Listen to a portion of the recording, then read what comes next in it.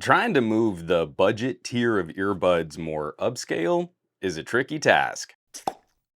Here's the deal. Let's say you've got 30 bucks and you need a pair of earbuds. You can go cabled. There's a huge variety of IEM style, sports style, and basic communication earbuds. Going true wireless usually means we're balancing different compromises to include the radio and battery tech to drive the earbuds. SoundPeats sent over their Free2 Classic for me to test drive and share my thoughts. MSRP 30 bucks, but at the time this video was shot, they were on sale for 20. Can we do no frills and still deliver decent quality for the same price as a nice pair of cabled buds? The Free 2 have a nice look to them. They're very similar to the Mini Pro that I just recently reviewed on this channel. The case immediately feels less nice than the Pros. It looks fine with this textured plastic, but it's lighter, almost kind of a hollow feeling, and there's nothing else on it. Like, not even a power or a reset button. I almost panicked on this one because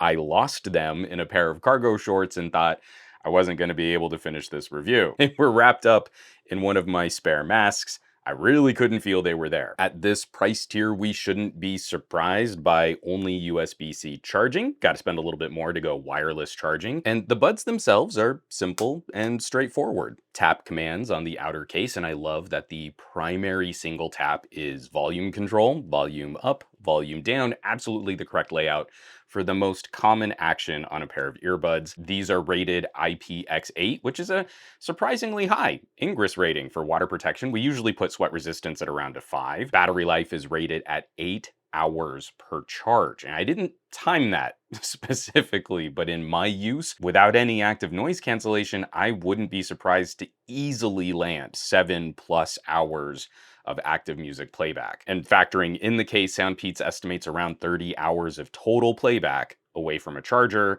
I'm inclined to believe they're close. Again, no ANC, so I wish we had a little more variety in ear tips and sizes. The only noise blocking is passive, so getting the fit is critical. My right ear needs to be jammed all the way in there. My left ear feels like it only seals when it's about halfway in and with a little twist.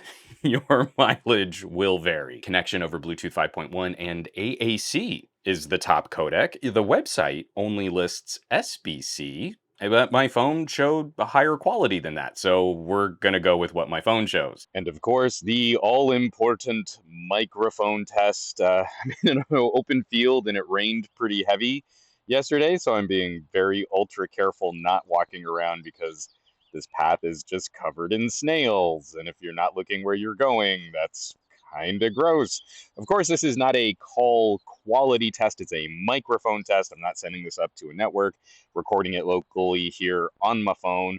We can at least get a sense of what these things are going to do when they're in your ears, what the mic quality is going to be like before it gets compressed and sent over a network. And inside the bud, we're driving a 6mm driver, a trend in more expensive true wireless, climbing up to larger drivers and dual drivers.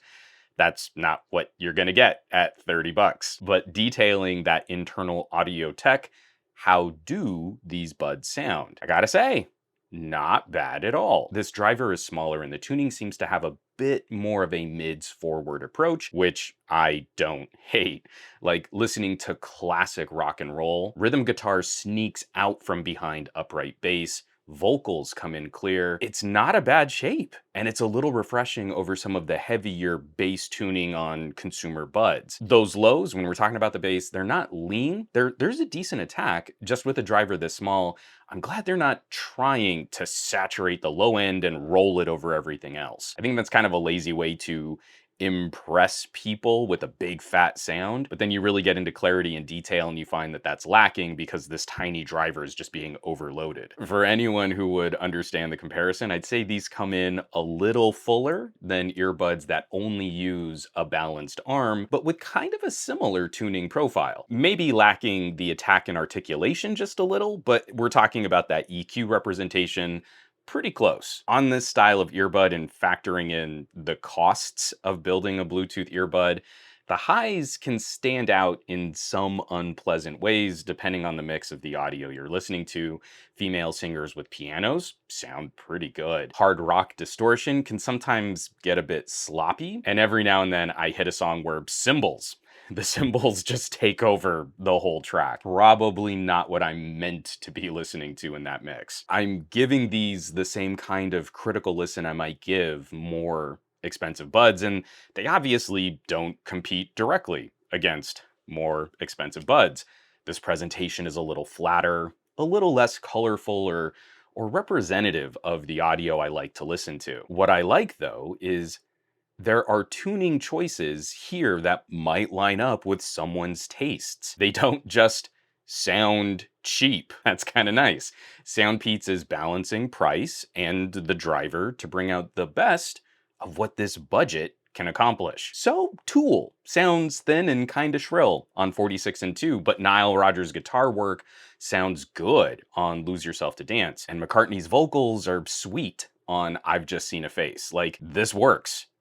This works at 30 bucks, even if the hi-hat is a little piercing on Killing in the Name of. Ultimately, this means you have a choice. I mean, if you still have the luxury of plugging in a headphone jack, say on a surprisingly good music player phone like a Poco X4, full audio review of the Poco X4 now available on my Patreon, $20 to $30 can get you some really fun cabled earbuds with different options for tuning and multiple drivers. Or we're starting to see better options for Bluetooth, which this probably doesn't compete toe-to-toe, dollar-to-dollar for sound quality, but offer up a good sound tracking and calling experience cable free. This is where Bluetooth needs to go, where an impulse purchase or a quick, I just need to pick something up kind of purchase, it's not absolutely terrible just because it's cheap. SoundPeats has a great communication earbud here with good audio quality, and it's an absolute steal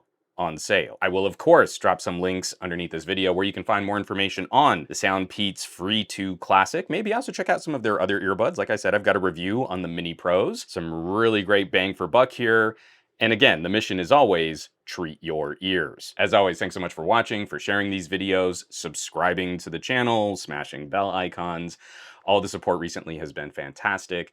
Thanks so much for everybody who's actively participating, and you might want to consider joining the list of names scrolling by on your screen from my Patreon, patreon.com/SomeGadgetGuy. This list represents the coolest collection of tech pals in the multiverse, so I hope you'll check them out. Now, you know where you can find me around the rest of the internet at SomeGadgetGuy on the Twitters and the Twitch, on the Facebook and the Instagrams, and I will catch you all on the next review.